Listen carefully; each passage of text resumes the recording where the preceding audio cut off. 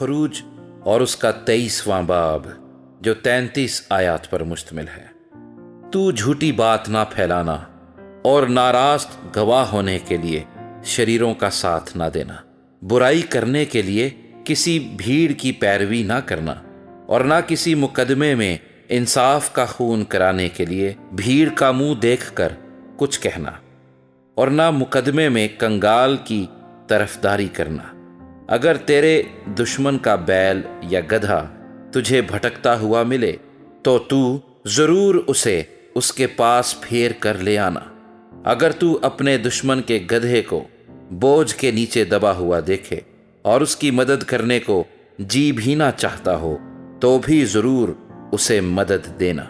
تو اپنے کنگال لوگوں کے مقدمے میں انصاف کا خون نہ کرنا، جھوٹے معاملے سے دور رہنا، اور بے گناہوں اور صادقوں کو قتل نہ کرنا، کیونکہ میں شریر کو راست نہیں ٹھہراؤں گا۔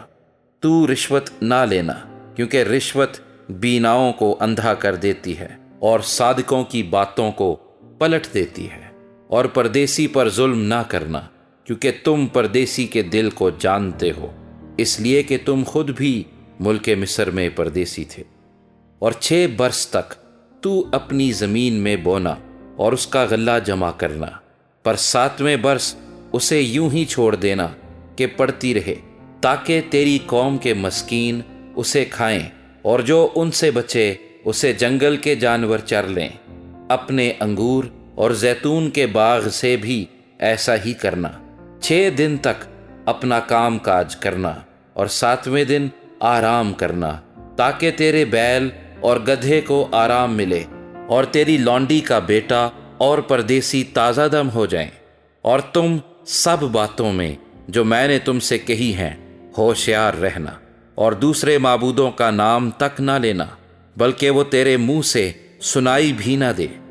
تو سال بھر میں 3 بار میرے لیے عید منانا۔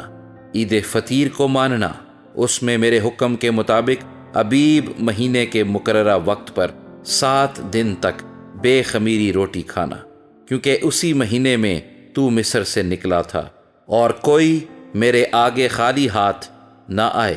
اور جب تیرے کھیت میں جسے تو نے محنت سے بویا پہلا پھل آئے تو فصل کاٹنے کی عید ماننا، اور سال کے آخر میں جب تو اپنی محنت کا پھل کھیت سے جمع کرے تو جمع کرنے کی عید منانا۔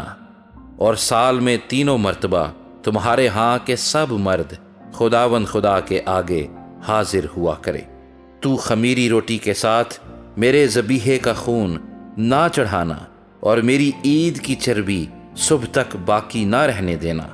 تو اپنی زمین کے پہلے پھلوں کا پہلا حصہ خداوند اپنے خدا کے گھر میں لانا۔ تو حلوان کو اس کی ماں کے دودھ میں نہ پکانا۔ دیکھ، میں ایک فرشتہ تیرے آگے آگے بھیجتا ہوں کہ راستے میں تیرا نگہبان ہو اور تجھے اس جگہ پہنچا دے جسے میں نے تیار کیا ہے۔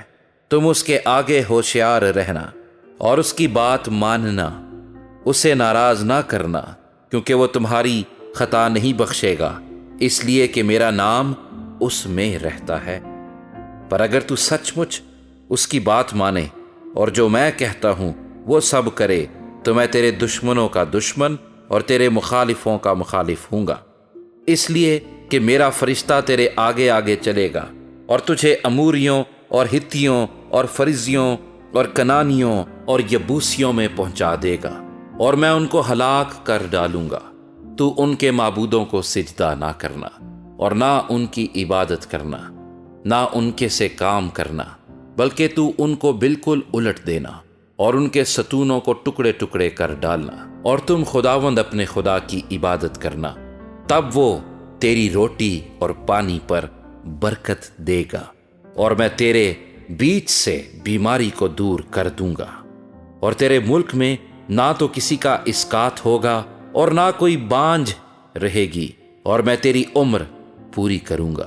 میں اپنی ہیبت کو تیرے آگے آگے بھیجوں گا، اور میں ان سب لوگوں کو جن کے پاس تو جائے گا شکست دوں گا، اور میں ایسا کروں گا کہ تیرے سب دشمن تیرے آگے اپنی پشت پھیر دیں گے۔ میں تیرے آگے زمبوروں کو بھیجوں گا جو ہوی اور کنانی اور ہتی کو تیرے سامنے سے بھگا دیں گے۔ میں ان کو ایک ہی سال میں تیرے آگے سے دور نہیں کروں گا، تا نہ ہو کہ زمین ویران ہو جائے اور جنگلی درندے زیادہ ہو کر تجھے ستانے لگیں، بلکہ میں تھوڑا تھوڑا کر کے ان کو تیرے سامنے سے دور کرتا رہوں گا، جب تک تو شمار میں بڑھ کر ملک کا وارث نہ ہو جائے۔ میں بحر کلزم سے لے کر فلسطینیوں کے سمندر تک اور بیابان سے لے کر نہر فرات تک تیری حدیں باندھوں گا، کیونکہ میں اس ملک کے باشندوں کو تمہارے ہاتھ میں کر دوں گا اور تو ان کو اپنے آگے سے نکال دے گا۔ تو ان سے یا ان کے معبودوں سے کوئی عہد نہ باندھنا، وہ تیرے ملک میں رہنے نہ پائیں، تا نہ ہو کہ وہ تجھ سے میرے خلاف گناہ کرائیں، کیونکہ اگر تو ان کے معبودوں کی عبادت کرے تو یہ تیرے لیے ضرور پھندہ ہو جائے گا۔